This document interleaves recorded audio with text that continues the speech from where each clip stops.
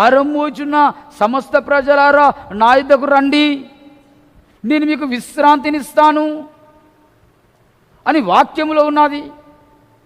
అంటే భారంలో ఉన్న ప్రజలు, బాధలో ఉన్న ప్రజలు, కష్టంలో ఉన్న ప్రజలు, ఏడుపులో ఉన్న ప్రజలు సన్నిధికి వస్తే విడిపించబడి సంతోషంతో, సమాధానంతో, నెమ్మదితో తిరిగి పంపిస్తానని దేవుడు మాట్లాడుతున్నాడు. దేవుడు వాగ్దానం చేస్తూ ఉన్నాడు.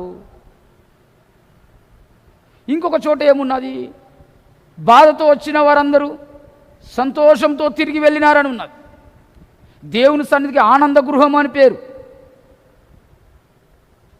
దేవుని దగ్గరికి వచ్చిన వారు, రక్తస్రావం గల స్త్రీ ఏడ్చుకుంటూ వచ్చినది, తిరిగి వెళ్ళేటప్పుడు సంతోషంతో వెళ్ళినాడు.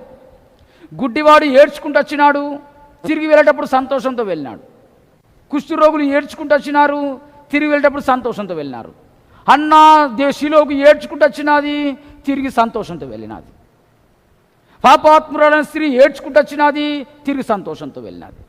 అంటే బైబిల్లో ఎక్కడ చూసినా యేసుక్రీస్తు ప్రభు, ఈ సన్నిధి ఇప్పుడు యేసుక్రీస్తు ప్రభు సాదృశ్యంగా ఉంటే, సన్నిధికి వచ్చిన బిడ్డలు, యేసుక్రీస్తు దగ్గరకు వచ్చిన బిడ్డలు ఏ మనస్తత్వము, ఏ విధము చేత వచ్చినా, ఏ బాధతో వచ్చినా తిరిగి వారు సంతోషంతో పంపించాలి అనే ప్రణాళిక కలిగిన యేసుక్రీస్తు ప్రభు. యేసుక్రీస్తు ప్రభు మనస్సు ఏంటంటే, యేసుక్రీస్తు ప్రభు హృదయం ఏంటంటే, యేసుక్రీస్తు ప్రభు ఆలోచన ఏంటంటే, ఏ బాధ, ఏ వేదన, ఏ కష్టము, ఏ డిస్టర్బెన్స్ ఇక్కడికి వచ్చినా నిన్ను అలా పంపించాడు. ఇక నెమ్మదితో పంపిస్తాడు, సంతోషంతో పంపిస్తాడు, సమాధానంతో పంపిస్తాడు, తృప్తిగా పంపిస్తాడు.